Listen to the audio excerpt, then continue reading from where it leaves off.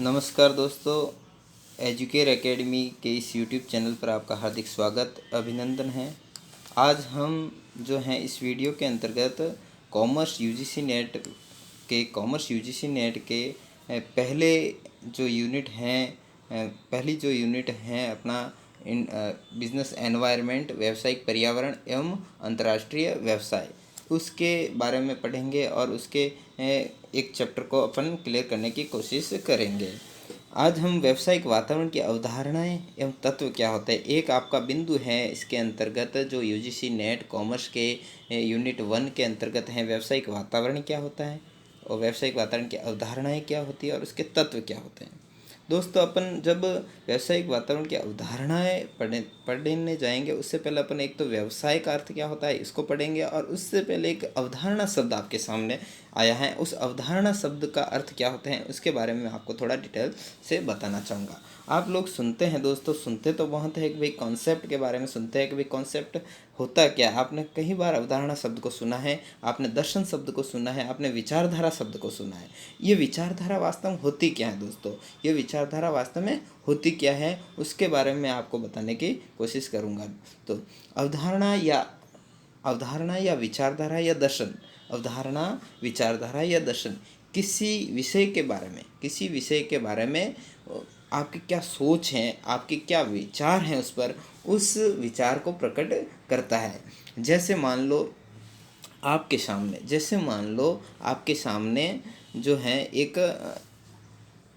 आपके सामने एक फ़ोटो है जिसमें एक दूल्हा बना हुआ है, जिसमें एक दूल्हा है और उसके साथ में एक सजी धजी नारी खड़ी है, मांग में सिंदूर लिए खड़ी है, और एक दूल्हा जो दूल्हे की वेश में खड़ा है, ठीक है ना। और उस फ़ोटो को देखने पर लोग क्या सोचते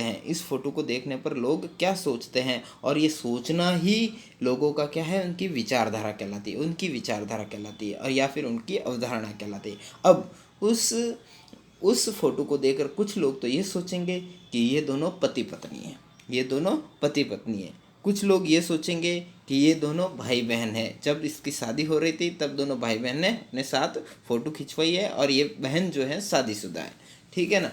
और कुछ लोग सोचेंगे ये इसकी साली है, कुछ लोग और कई तरह की बातें करेंगे। तो इस तरीके से किसी विषय के बारे में कुछ अपने विचार को व्यक्त करना जो है विचारधारा कहलाती है। अब ये जो विचारधारा है सही भी हो सकती है और गलत भी हो सकती है। ये विचारधारा सही भी हो सकती है और गलत भी हो सकती है। ये जो है क्योंकि अपन ने जब इस फोटो को देखकर अपने अलग अलग विचारधाराएं बताई, तो ये सारी विचारधाराएं अपनी सही नहीं, उसमें से कोई एक विचारधारा सही हो सकती है या सारी विचारधाराएं गलत भी हो सकते हैं, उसका कोई अलग तथ्य भी हो सकता है। तो जो विचारधाराएं जीवन में जो होती सही होती हैं और जिनको मान्यता दे दी जाती हैं, वो विचारधाराएं सफल विचारधाराएं होती है। और बाकी विचारधाराएं व्यवसाय के बारे में भी जो है अनेक विचारधाराएं, और उन विचारधाराओं के आधार पर व्यवसाय का अर्थ को समझा, और व्यावसायिक वातावरण क्या होता है, उस व्यावसायिक वातावरण के बारे में हम क्या सोचते हैं, उसके बारे में हम इस जो है वीडियो में समझने की कोशिश करेंगे। देखो, सबसे पहले दोस्तों हम पढ़ते हैं व्यवसाय क्या है, बिजनेस क्या है। बिजनेस का जो शाब्दिक अर्थ होता है दोस्तों, बिजी रहने से होता है बिजनेस, बिजी रहने से होता है इसका मतलब व्यस्त रहना, और यह बात काफ़ी हद तक सही भी है दोस्तों। व्यवसाय के अंदर एक व्यक्ति जो होता है अपनी व्यवसायिक क्रियाओं के अंतर्गत आर्थिक क्रियाओं के अंदर व्यस्त रहता है। व्यवसाय से आशय क्या है, उन मानवीय आर्थिक क्रियाओं से हैं जो दोस्तों वस्तु एवं सेवाओं के उत्पादन, वस्तुओं एवं सेवाओं के उत्पादन एवं वितरण के लिए की जाती है। क्या किए जाते हैं, वितरण, वह मानवीय आर्थिक क्रिया है। व्यवसाय से आशय मानवीय आर्थिक क्रिया। व्यवसाय की क्रिया कौन सी क्रिया है, मानवीय एवं आर्थिक। ये क्रिया जो मानव द्वारा की जाती है, ये क्रिया किसके द्वारा की जाती है, मानव के द्वारा की जाती है। और इसमें क्या होता है, वस्तु एवं सेवाओं का उत्पादन होता है, वितरण होता है, और इसका उद्देश्य क्या होता है। और जो ये मानवीय आर्थिक क्रियाएं की जाती हैं दोस्तों, ये जो क्रिया, उनका उद्देश्य जो होता है पारस्परिक हित होता है। तो आपको व्यवसाय का अर्थ समझ में आया होगा। व्यवसाय का अर्थ क्या होता है, मानवीय आर्थिक क्रिया होती है ये, और ये वस्तु एवं सेवाओं के उत्पादन एवं वितरण के लिए की जाती है, तथा इसका उद्देश्य जो होता है पारस्परिक हित होता है। तो 3 बातें इसमें समझ में आई। मानवीय आर्थिक क्रिया है, वस्तु एवं सेवाओं का उत्पादन है, इसका वितरण है, और इसका जो उद्देश्य जो होता है, व्यवसाय करने का उद्देश्य क्या होता है? पारस्परिक हित होता है। ठीक है। और प्रोफेसर हेने के अनुसार, दूसरी परिभाषा हम समझते हैं। प्रोफेसर हेने के अनुसार व्यवसाय से तात्पर्य उन मानवीय क्रियाओं से, इन्होंने मानवीय क्रिया बताया व्यवसाय का, और जो ये क्रिया जो वस्तुओं के क्रय विक्रय द्वारा धन उत्पादन या धन प्राप्ति के लिए की जाती है। तो अब जब अपन इन व्यवसाय की परिभाषा को समझते हैं, व्यवसाय के अर्थ को समझते हैं दोस्तों, तो हम इनसे कुछ विशेषताएं प्रकट होती है, उन विशेषताओं को अपन यहाँ पढ़ने की कोशिश करेंगे और समझने की कोशिश करेंगे। पहली विशेषता, मानवीय आर्थिक क्रिया। कोई भी व्यवसाय कर रहे हैं, कोई भी व्यवसाय कर रहा है आदमी, तो ये जो व्यवसाय किया जाता है वो एक मानव द्वारा किया जाता है और एक आर्थिक क्रिया है, क्योंकि इसमें पैसों का लेन देन होता है, इसलिए आर्थिक क्रिया होती है ये दोस्तों। ठीक है। ये एक सामाजिक क्रिया है, चूँकि व्यवसाय कोई अकेला व्यक्ति तो नहीं कर पाता, एक समाज में रहकर करता है, समाज के लिए करता है, इससे कुछ फ़ायदे समाज को होते हैं, कुछ फ़ायदे बिजनेस करने वाले व्यवसायी को होता है, तो इसलिए ये एक सामाजिक क्रिया है। इसमें जोखिम का तत्व निहित होता है दोस्तों। जब कोई व्यवसाय किया जाता है, व्यवसाय के अंतर उसकी सफलता या असफलता निर्धारित करती है और इसमें जोखिम रहता है। जरूरी नहीं दोस्तों कोई भी व्यवसाय अगर अपन करेंगे तो वो व्यवसाय सफल होगा और उससे अपन लाभ प्राप्त करेंगे ही करेंगे, ऐसा कोई जरूरी नहीं है। क्योंकि व्यवसाय अगर कोई व्यक्ति करता है तो उसको नुकसान भी उठाना पड़ सकता है। तो इसमें जो है व्यवसाय के अंतर्गत क्या होता है? जोखिम का तत्व होता है। फिर दोस्तों व्यवसाय जो होता है उसमें पारस्परिक हित होता है। क्यों? जब कोई व्यवसाय किया जाता है, जब कोई वस्तु बेचता है व्यक्ति, तो जब वस्तु बेचता है या सेवा बेचता है तो दोनों में पारस्परिक हित होता है। जो वस्तु या सेवा लेने वाला है उसको उस वस्तु की आवश्यकता होती है और जो बेचने वाला है उस वस्तु को बेचकर अपने लाभ को कमाने, उसके लिए कंसिडरेशन प्राप्त करने की इच्छा रहती है। ठीक है ना। फिर होता है इसमें लाभ का तत्व होता है। जो भी व्यवसाय किया जाता है, जो भी सेवा प्रदान की जाती है दोस्तों, उसमें एक लाभ का तत्व होता है। सो लाभ जरूरी होता है। निरंतर अगर लाभ कोई प्राप्त नहीं करता है दोस्तों तो वो कोई व्यवसाय नहीं कहलाता है। व्यवसाय का प्राथमिक उद्देश्य ही लाभ कमाना होता है और निरंतर विनिमय उत्पादन होता है। और व्यवसाय जो होता है दोस्तों निरंतर किया जाने वाला होता है, रेगुलर किया जाना। ऐसा नहीं है कि भाई आज आपने कोई सामान खरीदा और उसको बेच दिया, ठीक है ना, और एक दिन के लिए ये काम आपने एक दिन के ये ट्रांजेक्शन कर दिया तो ये आपका बिजनेस नहीं हुआ, ये को आपका कोई व्यवसाय नहीं हुआ। व्यवसाय के अंतर्गत निरंतर विनिमय होता है। कोई भी वस्तुओं का लेन देन निरंतर रूप से चलता रहता है, प्रतिदिन चलता रहता है, पूरे साल चलता रहता है। ऐसा नहीं है कि भाई आज आपने किसी से एक कोई चीज़ वस्तु ली, पेन ली मान लो, और उस पेन को आपने दूसरे फ्रेंड को बेच लिया, तो ये आपके व्यवसाय की श्रेणी में नहीं आता है। आप अगर इस व्यवसाय के अंदर रोज़ाना पेन खरीदते और रोज़ाना पेन बेचते तो ये पेन बेचने का बिजनेस आपका रहता। इसलिए निरंतर विनिमय होता है और उत्पादन भी निरंतर होता है, इसमें प्रोडक्शन भी निरंतर होता है।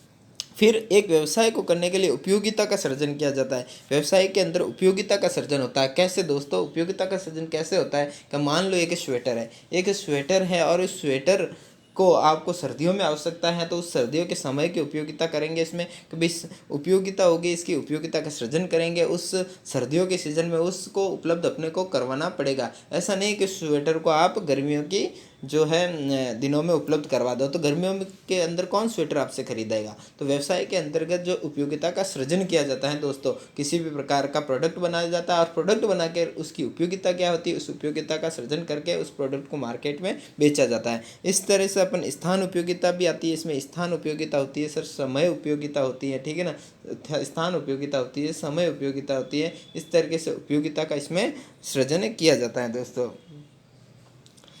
फिर होता पूंजी जो होती है व्यवसाय का जीवन रक्त होती है। पूंजी नहीं तो आप व्यवसाय नहीं कर सकते दोस्तों। अगर व्यवसाय करना है तो पूंजी आपको जरूर होनी चाहिए आपके यहाँ, और उस पूंजी को अपन व्यवसाय का क्या कहते हैं? जीवन रक्त कहते हैं।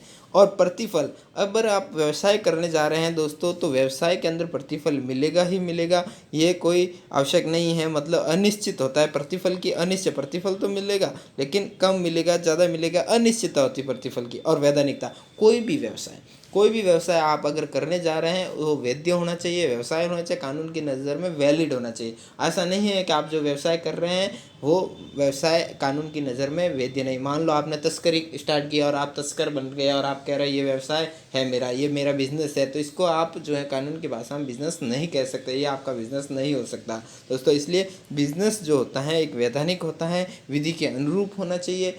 कोई भी विधि के खिलाफ अगर कोई कार्य कर रहा है तो व्यवसाय की श्रेणी में नहीं आता है दोस्तों। तो आपने जो समझा है इस वीडियो में अभी तक आपने समझा है व्यवसाय क्या होता है, व्यवसाय की विशेषताएं क्या होती है और विचारधाराएं क्या होती है, इस चीज़ों को पढ़ता है। चलते हैं अभी अपन नेक्स्ट की ओर।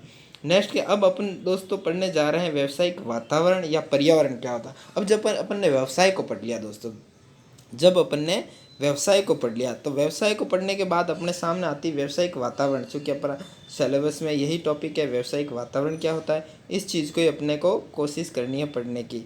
ठीक है, तो व्यवसायिक वातावरण क्या है इसको अपन समझने की कोशिश करते हैं।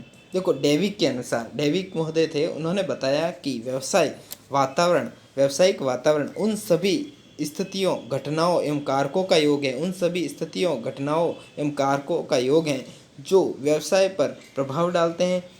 अर्थात एक व्यवसाय के आसपास उपस्थित वे सभी घटक जो व्यवसाय पर प्रभाव डालते हैं व्यवसाय वातावरण के अंतर्गत सम्मिलित किया जा सकता है। दोस्तों जब कोई व्यवसाय किया जाता है, जो व्यवसाय जहाँ पर स्थित होता है उनके आसपास की परिस्थितियाँ क्या है, वहाँ की क्या घटनाएं हैं, वहाँ के क्या कारक हैं, उन सब का योग जो होता है व्यवसाय पर प्रभाव डालते हैं। और एक व्यवसाय के आसपास जो उपस्थित ये सभी घटक जो हैं व्यवसाय पर प्रभाव डाल रहे हैं, और यही जो होता है व्यवसाय पर्यावरण के अंतर्गत शामिल किए जाते हैं। व्यावसायिक वातावरण की विशेषताएं क्या होती हैं, व्यवसायिक पर्यावरण की विशेषताएं क्या होती है, मनुष्य की आर्थिक क्रियाओं से संबंधित होता है। ये व्यवसाय का आर्थिक वातावरण की नीतियों, निर्णयों, नियमों द्वारा निर्धारित होता है। व्यवसायिक वातावरण हमेशा गतिशील होता है, परिवर्तनशील होता है दोस्तों। ये परिवर्तन होता रहे, ऐसा नहीं है कि व्यवसायिक वातावरण में परिवर्तन नहीं होता, ये हमेशा एक ही तरह से नहीं रहता, इसमें हमेशा चेंजेस होते रहते हैं और उस चेंजेस के अनुरूप व्यवसाय को ढालना पड़ता है। ऐसा नहीं है कि एक व्यवसायी अपने व्यवसाय को एक ही तरीके से चला रहा है और उसको व्यवसायिक वातावरण को ध्यान में रखते हुए व्यवसाय को चलाना होता है। ऐसा नहीं, कभी कभार नियम चेंज होते हैं, गवर्नमेंट के नियम अगर चेंज हो गया तो व्यवसाय को उस नियमों के अनुरूप ढालना होगा। लोगों की पसंद चेंज हो गई तो उस पसंद के अनुरूप उसको प्रोडक्ट बनाना होगा। ठीक है ना। तो इस तरीके से जो है व्यवसायिक वातावरण के अंतर्गत जो परिवर्तन होंगे उस परिवर्तन के अनुरूप उस व्यवसाय को ढालना होगा। फिर यह व्यवसायिक वातावरण जो होता है अनिश्चित होता है दोस्तों, ये निश्चित नहीं होता है, परिवर्तनशील है। इसके बारे में अपन ने पढ़ा है। फिर व्यवसायिक पर्यावरण के अध्ययन का महत्व क्या है। जब हमने ये देख लिया कि एक व्यवसाय क्या है, फिर अपन ने ये देख लिया व्यवसायिक वातावरण क्या है दोस्तों, व्यवसायिक वातावरण का अध्ययन कर लिया, इस कंसेप्ट को अपन ने समझ लिया। मैं मानता हूँ, मैं ये मानकर चल रहा हूँ अपने व्यवसाय एवं व्यावसायिक वातावरण के कंसेप्ट को समझ लिया होगा। और कंसेप्ट क्या होता है वो मैंने शुरू में आपको बता दिया है। अब हम व्यावसायिक पर्यावरण के अध्ययन करते हैं और इस अध्ययन का महत्व क्या है दोस्तों। हमने ये तो पढ़ लिया दोस्तों व्यावसायिक वातावरण होता क्या है, व्यावसायिक वातावरण के अंतर्गत जो है कौन कौन से चीज़ें, कौन कौन सी विशेषताएं होती है उनको अपन ने पढ़ा दोस्तों। और अब व्यावसायिक पर्यावरण का अध्ययन करना क्यों, एक व्यवसायी को, एक बिजनेसमैन को व्यावसायिक वातावरण का अध्ययन क्यों करना चाहिए, इसके ऊपर अपन ध्यान अपना करते हैं। तो अब जब अवसरों एवं खतरों का निर्धारण करते हैं, भाई जब कोई व्यावसायिक पर्यावरण का अध्ययन किया जाता है, व्यावसायिक पर्यावरण का अध्ययन किया जाता है तो उस व्यावसायिक पर्यावरण के अंदर, उस पर्यावरण के अंतर्गत अपने पास क्या अवसर हैं, उस व्यावसायिक पर्यावरण के अंदर अपने पास क्या अवसर हैं और क्या खतरे हैं, उस चीज़ों को अपने को पहचानना होता है। और उसके लिए अपने एक एनालिसिस करते हैं, स्वॉट एनालिसिस में अपने के क्या जाता है, स्ट्रेंथ एवं वीकनेस का पता लगाया जाता है और अपॉर्चुनिटी और थ्रेट्स को साथ मिलान किया जाता है। अपन इसमें देखते हैं कि भाई अपने जो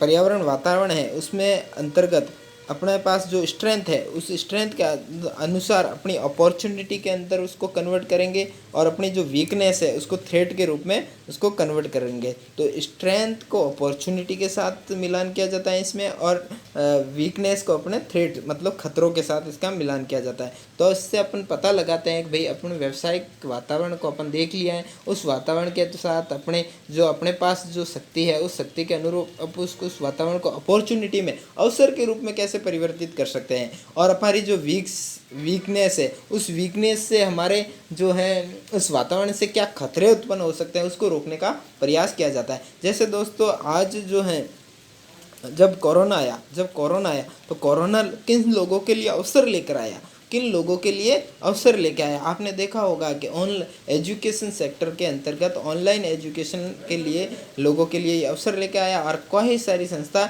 अर्श जो फर्श पर थी वो अर्श तक पहुंच गई, और लोगों ने काफ़ी टर्नओवर किया, और काफ़ी जो व्यावसायिक संस्थान जो एजुकेशनल संस्थाओं ने ऑनलाइन एजुकेशन में उतरकर अच्छा मुनाफा प्राप्त किया है। उसके अलावा मेडिकल संस्थानों के लिए अवसर लेके आया। कई मेडिकल संस्थाएं नई आ गई मार्केट में, और कई संस्थाओं ने इसके अंतर्गत लाभ को प्राप्त किया गया। ठीक है, उसके अलावा जैसे आप मानेंगे तो और भी कई व्यवसाय आए, मेडिकल इक्विपमेंट के लिए आया। फिर उसके अलावा जो कोरोना के अंतर्गत ऐसी सुविधाएं थी जो लोगों के लिए अनिवार्य रूप में लागू की गई की थी, उन लोगों के लिए जो है कोरोना एक अवसर लेके आया, और उन लोगों ने कोरोना के अंतर्गत बहुत ही अच्छी खासी लाभ को प्राप्त किया। उसके अलावा दूसरी तरफ अपन देखें तो कोरोना कुछ लोगों के लिए खतरे लेकर भी आया, कुछ व्यवसाय इसके अंतर्गत ख़त्म हो गए दोस्तों। जैसे मान लो जो स्कूलें हैं दोस्तों, स्कूलें थी जब लोग पढ़ने नहीं जा रहे तो लोगों ने स्कूलें छुड़वा दी, लोगों के पास फीस करने के लिए पैसे नहीं थे तो कुछ स्कूलें दोस्तों बंद हो गई।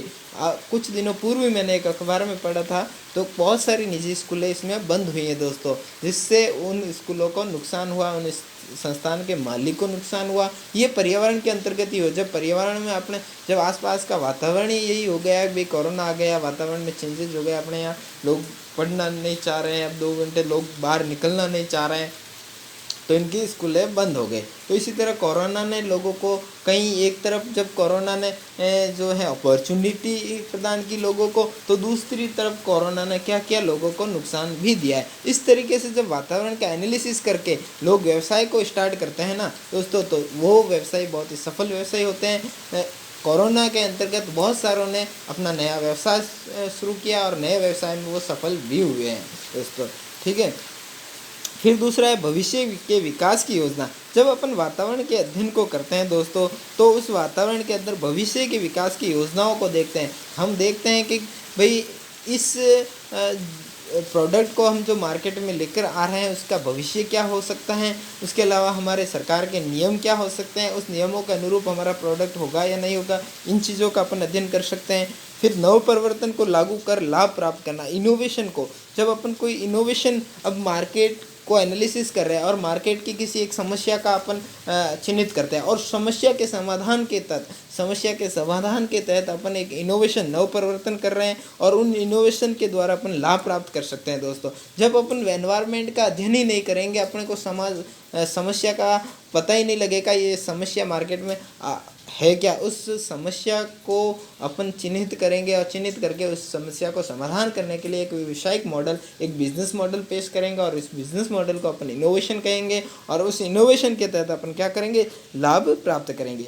फिर प्रतिस्पर्धा सामना करने के लिए व्यावसायिक पर्यावरण का अध्ययन किया जाता है। अब जब व्यावसायिक पर्यावरण का अध्ययन करते हैं तो अपन यह पता करते हैं कि हमारे व्यवसाय के अंतर्गत और कौन कौन से प्रतिस्पर्धी हैं, और उस प्रतिस्पर्धा के लिए हम किस तरीके से तैयार रह सकते हैं उसका अध्ययन करते हैं। फिर बदलावों की जानकारी, व्यावसायिक पर्यावरण के अध्ययन द्वारा हमें जो है व्यवसाय में क्या बदलाव हो रहे हैं, उस बदलाव के अनुरूप अपने व्यवसाय को ढालने की कोशिश की जाती है, और ये जो है अपने को जो है व्यवसाय के अंतर्गत उसको अवसरों में परिवर्तित किया जाता है। तो दोस्तों आपको समझ में आया होगा, व्यवसायिक वातावरण का अर्थ समझ में आएगा होगा, व्यवसायिक पर्यावरण या वातावरण का अपन अध्ययन क्यों करते हैं एक बिजनेस के अंतर्गत, इसको आपको समझ में आएगा। मैं सोच रहा हूँ दोस्तों आपको बहुत ही अच्छे ढंग से समझ में आएगा, और मैं मेरी पूरी कोशिश कर रहा हूँ आपको समझाने की। दोस्तों आपको अगर ये वीडियो पसंद आ रहा है दोस्तों, तो आप ज़रूर शेयर करना, लाइक करना, ठीक है, अपने दोस्तों को भी बताना, जिससे आपके दोस्तों को भी फ़ायदा मिल सके और आपको भी मिल सके दोस्तों फ़ायदा। ठीक है, तो आप ज़रूर इसको लाइक करना सर दोस्तों, जिससे मुझे इसका मोटिवेशन मिलेगा, और आपके लिए इस तरह के वीडियो मैं डालता रहूँगा दोस्तों। ठीक है, फिर अपन जब व्यावसायिक पर्यावरण के जो अध्ययन करने का क्या पढ़ लिया अपन ने, महत्व पढ़ लिया, महत्व क्या होता है। अब देखते हैं भाई व्यावसायिक जो पर्यावरण है अपने सामने, व्यावसायिक जो वातावरण है, ठीक है ना, उस वातावरण में जो है व्यवसाय को प्रभावित करने वाले घटक क्या हैं, और उस वातावरण के अंतर्गत जो घटक हैं, व्यावसायिक पर्यावरण के घटक हैं, उस घटक को अपन पढ़ने की कोशिश करेंगे। पहले आर्थिक घटक होता है, ये दोस्तों इम्पोर्टेंट है, ये दोस्तों क्या है, इम्पोर्टेंट है।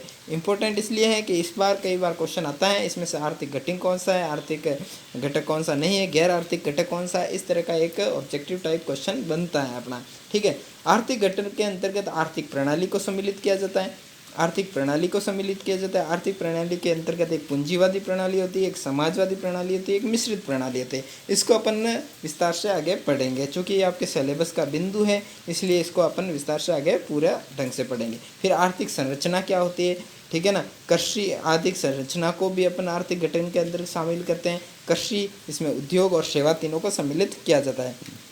फिर तीसरा था आर्थिक नियोजन, आर्थिक नियोजन। फिर होता आर्थिक नीतियाँ, मौद्रिक राजकोषीय नीति, आर्थिक विनियम, आर्थिक वृद्धि और विकास, अन्य आर्थिक कारक, ठीक है। और फिर गैर आर्थिक घटकों के अंतर्गत आते हैं राजनीतिक घटक, कानूनी घटक, सामाजिक एवं सांस्कृतिक घटक। ये तीनों जो घटक हैं अपने सिलेबस का पार्ट है, इसको अपन विस्तार से आगे पढ़ेंगे। प्रौद्योगिकी व तकनीकी, प्राकृतिक, जनसांख्यिकी। फिर होता है सूक्ष्म वातावरण, ये मैक्रो वातावरण के अंतर्गत दो घटक आए, आर्थिक घटक और गैर आर्थिक। फिर एक माइक्रो सूक्ष्म वातावरण के अंतर्गत आपूर्तिकर्ता आते हैं, ग्राहक आते हैं, प्रतिस्पर्धी आते हैं, विपणन आते हैं, मध्यस्थ आते हैं और जनता आती है। उन सबको अपन आगे पढ़ने की कोशिश करेंगे दोस्तों। व्यावसायिक पर्यावरण, व्यावसायिक पर्यावरण को प्रभावित करने वाले तत्व। देखो, जब अपन व्यवसाय को प्रभावित करने वाले तत्वों को पढ़ा, ये व्यवसाय को प्रभावित करते हैं, आर्थिक, अनार्थिक, और अपन ने जो है सूक्ष्म माइक्रो के बारे में पढ़ा। अब जब व्यावसायिक पर्यावरण को प्रभावित करने वाले तत्व कौन से हैं उनको पढ़ते हैं, और इनको अपन ने दो भागों में बांटा है। आंतरिक तत्व हैं जो नियंत्रण योग्य होते हैं, नियंत्रणीय होते हैं, ये भी इम्पोर्टेंट है, इसमें भी आपका ऑब्जेक्टिव टाइप क्वेश्चन बनता है दोस्तों का, इसमें आंतरिक तत्व कौन सा है या नियंत्रणीय तत्व कौन सा है, अनियंत्रित तत्व कौन सा है, तो इनको आप पढ़ो, ठीक है, और इस पर अपन चर्चा करेंगे। तो अब आंतरिक तत्व या एक नियंत्रणीय तत्व होता है। नियंत्रणीय तत्व वह तत्व होते हैं दोस्तों जो व्यवसाय के नियंत्रण में होते हैं, जिस पर व्यवसाय अपना नियंत्रण कर सकता है, इसमें कुछ चेंजेस करके व्यवसाय उसमें सुधार कर सकता है। और दूसरे होते हैं बाह्य तत्व होते हैं जो अनियंत्रणीय होते हैं, इसमें व्यवसाय के हाथ में कुछ भी नहीं होता है, और यह जो है व्यवसाय जो है उसको नियंत्रित नहीं कर सकता है, ये बाहरी तत्व होते हैं दोस्तों। आंतरिक तत्व होती है व्यवसाय की आचार संहिता क्या होती है, व्यवसाय की आचार संहिता क्या होती है। फिर संस्था का वातावरण क्या है, व्यवसाय के उद्देश्य क्या है, व्यवसायिक व प्रबंधक की नीतियाँ कैसी, श्रम संबंध कैसे हैं, श्रम प्रबंध संबंध कैसे है, वह संसाधनों की उपलब्धता कैसी है, प्रबंध की सूचना प्रणाली कैसी है, ठीक है, और व्यावसायिक विकास की संभावनाएं क्या है। ये सारे जो तत्व होते हैं व्यावसायिक पर्यावरण को प्रभावित करने वाले आंतरिक तत्व होते हैं, और व्यवसाय के नियंत्रणीय तत्व हैं। इन तत्वों पर व्यवसाय अपना नियंत्रण कर सकता है। और दूसरी तरफ होते हैं बाह्य तत्व होते हैं जो अनियंत्रणीय होते हैं, जो अनियंत्रणीय, इस पर व्यवसाय अपना नियंत्रण नहीं कर पाता है। ये इसमें होते हैं व्यावसायिक प्रतियोगी, जो व्यावसायिक प्रतियोगी हैं उन पर अपना नियंत्रण वो नहीं कर सकता, ये अनियंत्रणीय है। फिर ग्राहक पर अपना नियंत्रण नहीं हो सकता, ग्राहक कुछ भी वस्तु खरीदे कुछ तो नहीं खरीदे, ग्राहक के पसंद का निर्णय वो नहीं ले सकता है, ठीक है ना। ग्राहक को कौन सी चीज़ पसंद है उसका निर्णय आप व्यवसाय ही नहीं ले सकता है, व्यवसाय केवल उसके अनुरूप प्रोडक्ट बना सकता है उसकी पसंद, लेकिन उसको पसंद आएगा या नहीं आएगा ये अपने बस की बात नहीं है दोस्तों।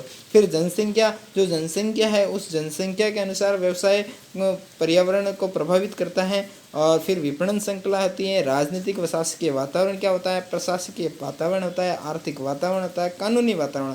ये सभी जो वातावरण है, ये सभी जो तत्व होते हैं, बाह्य तत्व जो होते हैं अनियंत्रणीय तत्व होते हैं, और ये तत्व जो है व्यावसायिक पर्यावरण को प्रभावित करते हैं। तो दोस्तों आपको ये तत्वों को एक बार पढ़ लेना, और इस तत्वों को आपको ध्यान में रखना है कि भाई आंतरिक तत्व कौन से और बाह्य तत्व कौन से, नियंत्रणीय तत्व कौन से और अनियंत्रित तत्व कौन से, ताकि आपका प्रश्न गलत न हो परीक्षा में, ठीक है। फिर इसमें दो तत्व और थे, तकनीकी तत्व और अंतर्राष्ट्रीय वातावरण, ठीक है। फिर अपन जब ये चीज़ें पढ़ ली तो अब ये चीज़ पढ़ने के बारे में अपन आर्थिक पर्यावरण क्या होता है, आर्थिक पर्यावरण क्या होता है। अपन ने जो एक आर्थिक पर्यावरण होता है या आर्थिक घटक जो होते हैं वो व्यवसाय को प्रभावित करते हैं, ये चर्चा की थी। और ये आर्थिक घटक जो है अपने सिलेबस के अंदर अलग से दे रखा है, इसलिए अपन इसको अपन ढंग से पढ़ने की कोशिश करेंगे दोस्तों। अब बढ़ते हैं आर्थिक पर्यावरण की तरफ, अब बढ़ते हैं आर्थिक पर्यावरण की तरफ। आर्थिक पर्यावरण जो होता है दो शब्दों से मिलकर बना होता है। आर्थिक पर्यावरण जो है दो शब्दों से मिलकर बना है, आर्थिक व पर्यावरण। आर्थिक व पर्यावरण, आर्थिक का अर्थ उन क्रियाओं से है, आर्थिक का अर्थ उन क्रियाओं से है जिनका उद्देश्य धन अर्जित करना होता है, जिनका उद्देश्य क्या होता है, धन को अर्जित करना होता है। और पर्यावरण का अर्थ उन बाह्य शक्तियों से है जिनका जो है जिनका धनोपार्जन की क्रियाओं पर प्रभाव पड़ता है। का आर्थिक पर्यावरण दो शब्दों से मिलकर बना हुआ है, आर्थिक और पर्यावरण। और आर्थिक का अर्थ क्या होता है, उन क्रियाओं से होता है जिनका उद्देश्य क्या होता है, धन अर्जित करना। और पर्यावरण का अर्थ क्या होता है, उन बाह्य शक्तियों से होता है जिनका क्या होता है, धन उपार्जन की क्रियाओं पर प्रभाव पड़ता है। जो बाह्य शक्तियाँ होती है वो व्यवसाय के अंतर्गत किस तरीके से प्रभावित करती है, ये इसमें अध्ययन किया जाता है। अन्य शब्दों में अगर कहें तो आर्थिक पर्यावरण का अर्थ उन सभी निकटवर्ती शक्तियों से है जो सामाजिक, सांस्कृतिक, राजनीतिक, धार्मिक, भौगोलिक, तकनीकी तथा वैधानिक स्थिति आदि में न केवल धनोपार्जन क्रिया को प्रभावित करती है बल्कि उनसे प्रभावित भी होती है।